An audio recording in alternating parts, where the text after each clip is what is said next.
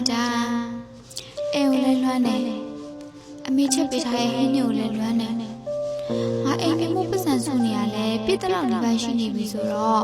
အိမ်မြမှုရအတွက်ဘာလို့လိုအပ်လဲဆိုပြီးအမေကိုဖုန်းဆက်မေးအောင်မှာပဲ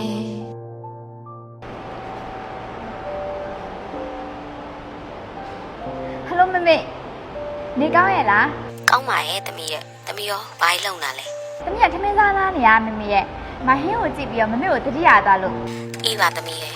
နားနေလုံနော်အချိန်မိုးလေးလည်းပင်ပန်းရဲ့အရာမစင်းနဲ့ကျမ်းမာကြီးလည်းခရူးစားရောထမင်းကိုလည်းမှန်မှန်စားနော်တီလား ဟုတ်ကဲ့ပါမမေရဲ့သမီးမမေကိုတခုပြောမလို့သမီးပတ်စံစုနေရလေအဲ့ဒါပြည့်တော့မှတီလားသမီးတို့အိမ်လေးကိုပြန်ပြင်မယ်ဆိုရဲအိမ်မက်လေးကိုလေအကောင့်ထဲဖိုးလို့ရတော့မှာမမေရဲ့အခုလောလောဆယ်သမီးတို့မမ်မေတော်စတီးဆိုင်ကနေပြီးတော့သမီးတို့အိမ်အတွက်လိုအပ်တဲ့စတီးတွေကိုမမေရှိကိုအရင်ပို့ထားလိုက်မယ်လေသမီးတို့ဆိုင်ရာစတီးတွေကလေအရေးသွေးရလည်းကောင်းတယ်ဇင်းတို့ကလည်းတင့်တယ်ပြီးတော့ဈေးတွေကလည်းအဆဆရှိရဆိုတော့သမီးလိုအပ်တဲ့ပစ္စည်းတွေမမေကိုအရင်ပို့ထားလိုက်မယ်နော် အေးပါသမီးရဲ့အမေလည်းဝမ်းသာတာပေါ့ငါသမီးရဲ့သမီးလေးလည်းပင်ပန်းနေရှာရင်ကျမ်းမာကြီးခရူးစားအောင်နော်ငါသမီး ဟုတ်မမေသမီးကျမရဲ့ queue site ပါရဲ့မမေလည်းကျမရဲ့ queue site နော်အဲ့ဒါဒါပဲတော့မမေ